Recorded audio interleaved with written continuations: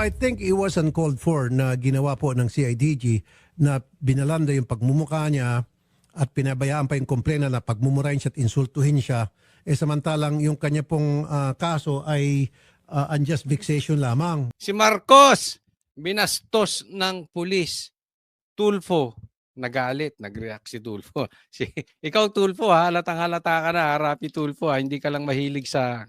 Hindi, ito si Rapi Tulfo. Oo, Maka Marcos, ako nagtatanong lang, Marcos, Tulfo, Maka Marcos ka ba? Mamaya natin pag-usapan itong patungkol kay Amy na di umano papatayin.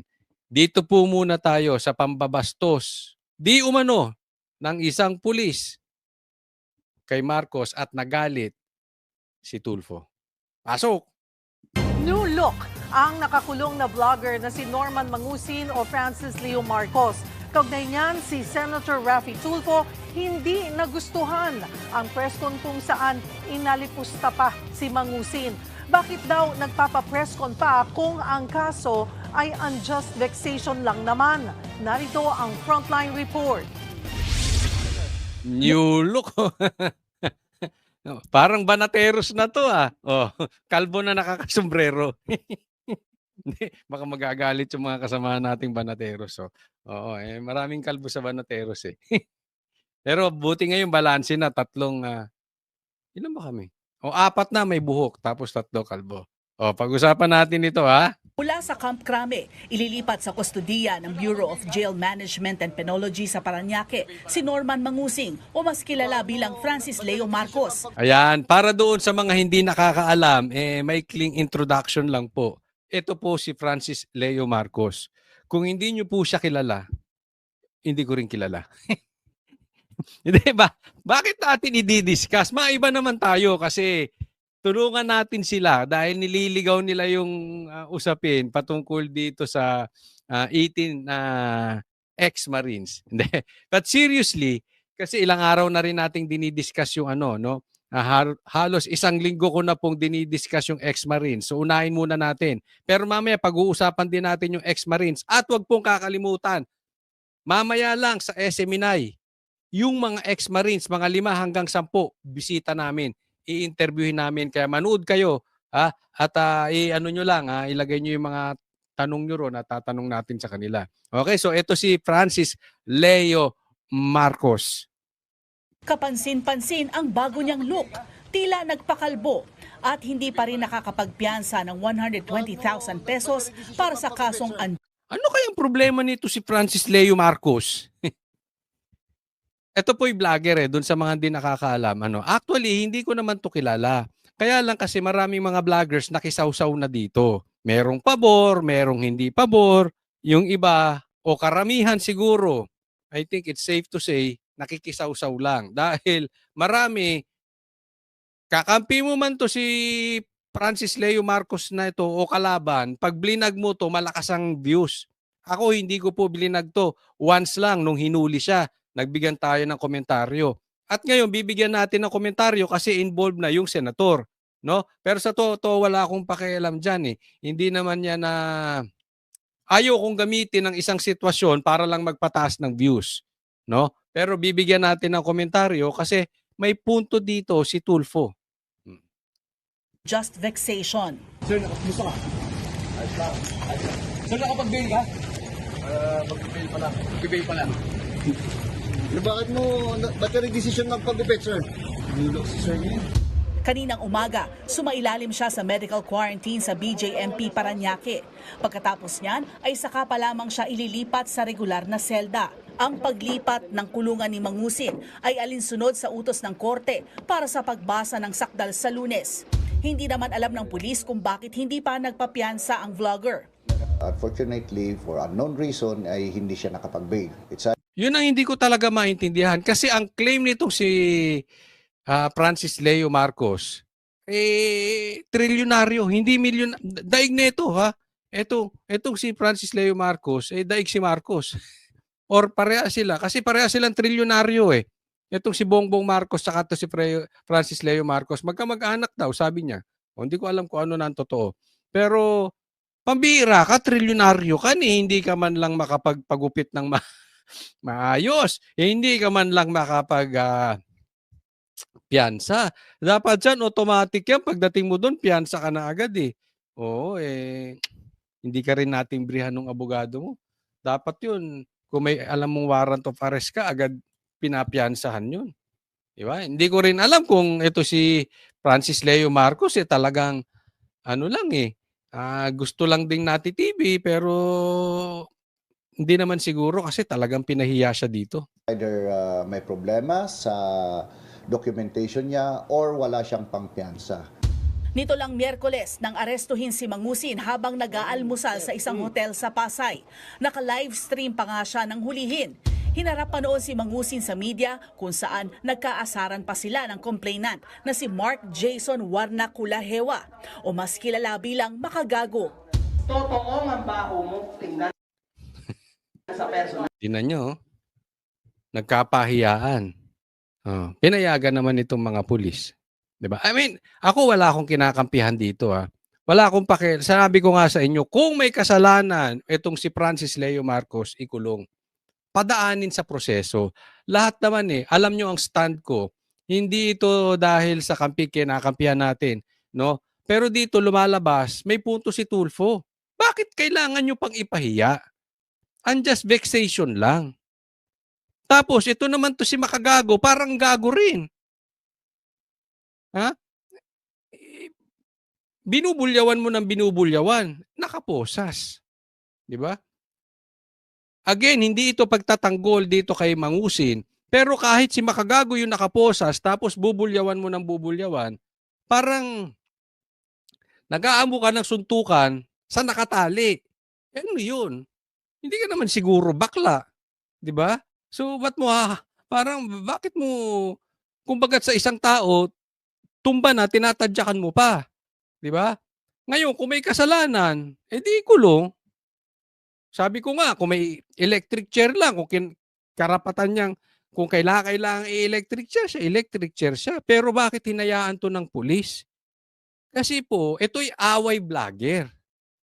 Ito lang ang pagkakaintindi. Hindi ko naman sila kilala na masyado. Sabi ko nga, hindi ko naman ginagamit to si Francis Leo Marcos para magpalakas ng engagement gaya ng ibang vloggers. At hindi ko rin naman sinusubaybayan ito. Pero ito'y obviously away vlogger. Kung meron mang illegal na nagawa si Mangusin, dapat itong mga pulis umakto, sa aking opinion lang, umakto sila na beyond beyond dumaan sa tamang proseso. Lagpas na po ito sa proseso 'Di ba? Aaminin naman nila nagkamali sila Ang baho mo, hinayupak ka. Yung warrant mo, Tignan mo, minumura mo, nakaposas. Sana pinahubad mo yung posas, tapos sinama mo suntukan. Okay, no problem. Haharapin ko yan. naunahan lang ako Pangit ka kasi. Di ba? Ang pangit, di ba? I mean, ako para sa akin, hindi, ito sa akin lang sa akin lang to. Ang nababastos dito yung pulis. Magbubulyawang kayo kung ako tong pulis na nandiyan dyan, anak kayo ng teteng, paguntugin ko kayong dalawa. On live camera, magbubulyawang kayo. Sa harap ko. Ako leader dito, ako ang pulis dito, ako otoridad dito. Di ba? Oo, nababastos na si Mangusin, pero kayo unang nabastos dyan. Baka hindi nyo alam. Sa programang Wanted sa radyo ni Senator Raffy Tulfo, sinita niya si NAPOLCOM Commissioner Ralph Calinisan dahil sa nangyaring pang-aalipusta sa presko ng CIDG at NAPOLCOM. I think it was uncalled for na ginawa po ng CIDG na binalanda yung pagmumukha niya at pinabayaan pa yung komplena na pagmumurahin siya at insultuhin siya. Samantalang yung kanya pong kaso ay unjust vexation lamang. Ito papaliwanag ko sa inyo Alam nyo naman po hindi ko kinakampihan si Tulfo. Hindi naman natin feel tong tao na ito. Diba? Doon lang tayo sa tama. Pero ako, this time I agree with Tulfo. Unjust vexation lang. Ipinahiya nyo. Away vlogger. Kasi ako hindi naman ako mahilig makisawsaw sa mga awayang vlogger, eh, 'di ba? Sa mga manunood alam nyo 'yan. Pero kasi baka mamaya mangyari po 'yan sa away vlogger sa mga politika. Maraming away vlogger sa politika, 'di ba? Tapos baka mamaya huhulihin ng pulis, tapos ibabalandra, hindi dumaan sa tamang proseso,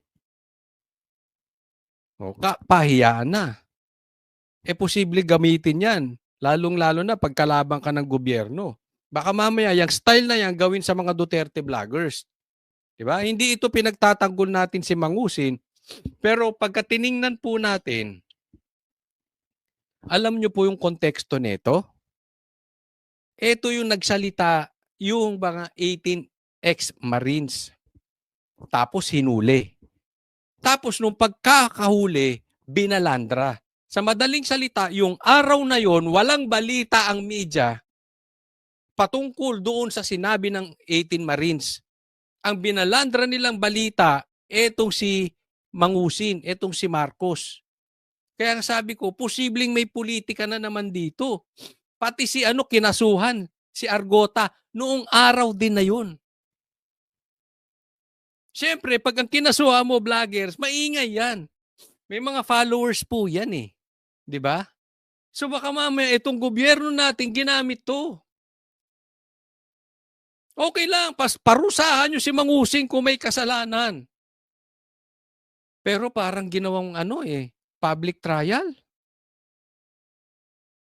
Parang ginawang pamatay, sunog, doon sa 18 ex-Marines na binulgar. Pansinin ninyo, yung timing nung pagkakabalandra. Walang nabalita doon sa Hanggang ngayon, mas marami pang balita kay Mangusin kaysa doon sa 18 na ex-Marines. Tindi, no? Napakababaw. Ba't ganun po? Giit naman ni Kalinisan, hindi lang unjust vexation ang kaso ni Mangusin. Meron pong human trafficking dito sa namakmak po na estafa cases. Mga OFWs po natin ang pinapahamak po nito. Disrespect for institution, use of the uniform, pagpapahiya ako sa mga police. Yan, sangayon ako sa inyo. Kung may mga kasong ganyan to si dapat siyang hulihin.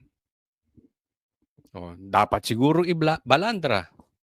Pero hindi na siguro para pagharapin pa sila na makagago, away vlogger yan eh. 'Di ba? Parang sinadyang ipahiya. And at the same time, ako nagtatanong lang sir, hindi ko rin naman kasi alam, 'di ba? Hindi ko rin alam. Pero hinuli nyo ba siya dahil sa unjust vexation? Or dahil sa human trafficking? Kung hinuli nyo siya dahil lang sa unjust vexation, hindi po maganda na basta lang nyo ipahiya. Di ba? Kung may mga kaso siyang iba po yun.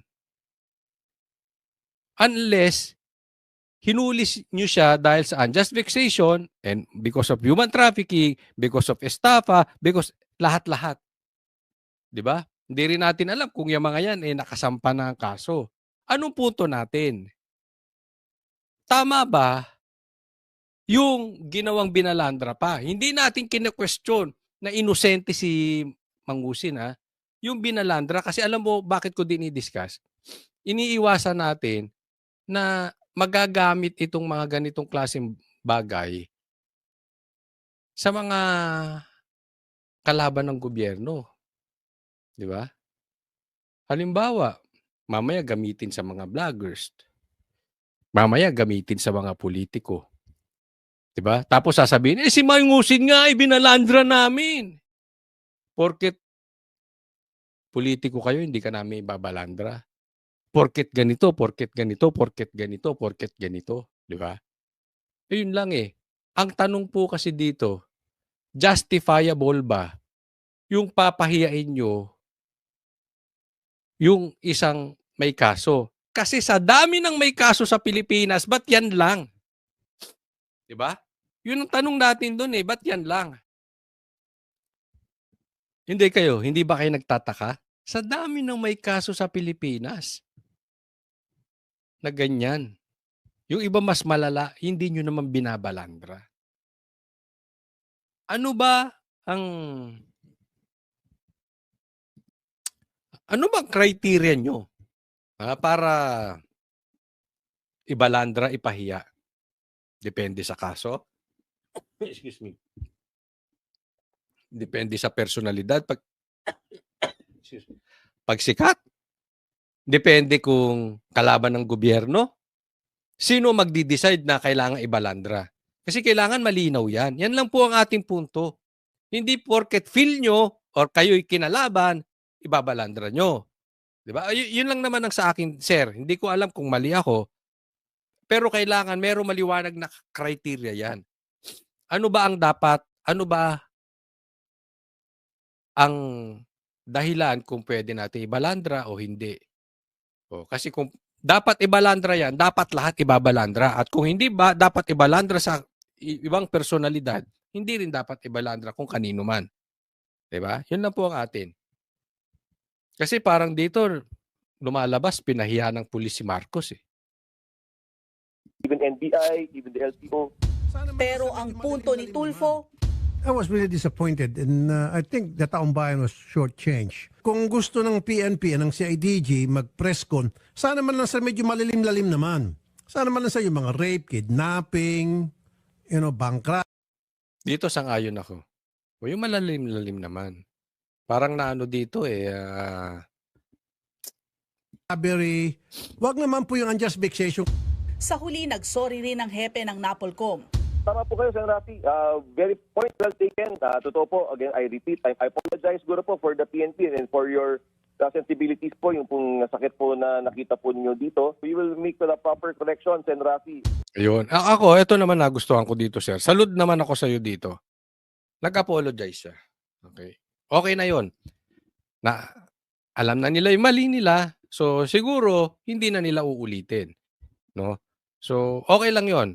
Pero kailangan lang natin i-discuss para next time, alam na natin na nabanggit natin. Dapat maliwanag sila sa criteria. So, okay lang. Diba? Nag-apologize. Lalaki niyang tinanggap yung pagkakamali niya. So, okay lang. Pero sa akin lang kasi, wag nang pagharapin sila ni Makagago. Parang away vlogger yan eh. Diba? Parang may away bata. Hahayaan nyo mag-away sa harap ninyo. Tatandaan po natin, vlogger yan si Makagago. Posibleng ginagamit lang din niya ito para sumikat eh. Diba? Hindi ko pinagbibintangan to si Makagago. Pero hindi rin malayong mangyari yun. Ginagamit niya yan para ano? Again, kung tama si Makagago, ipakulong mo. Tapos ang usapan. Sen. Rafi. Sa kabilang banda, naghahanda na rin si People's Champ Manny Pacquiao para sa kasong cyber libel laban kay Mangusin. Sa mga inilabas na videos kasi ni Mangusin, sinabi niyang may utang daw sa kanya ang dating senador at tinawag ding bakulaw si Aling Junisha. Kaya ba ni Pacquiao na mapatawad si Mangusin? Alam mo, for me, siyempre, as a Christian, hindi ako I don't want to put grievances against someone. Ipabaya natin sa gobyerno yung mga lumalabag sa batas at nang-aabuso, may haharapin silang kaparusahan. Nagbabalita. Pero mali naman talaga si Francis Leo dito. Ito si Leo Marcos. Nagpapakalat din kasi ng fake news eh. Ikaw naman kasi, Leo Marcos, isa ka pang sa bagay, ito yung vlogger na wala namang sasabihing malalim. So diyan siya sumikat eh, yung nagpapanggap siyang mayaman. Nagpapanggap siyang matapang. Sabi nga nung pulis his life is a lie. Pero yun doon siya kumikita. Doon may naniniwala sa kanya. Doon, sa totoo lang di ba, alam niyo, doon maraming sumasawsaw na vlogger.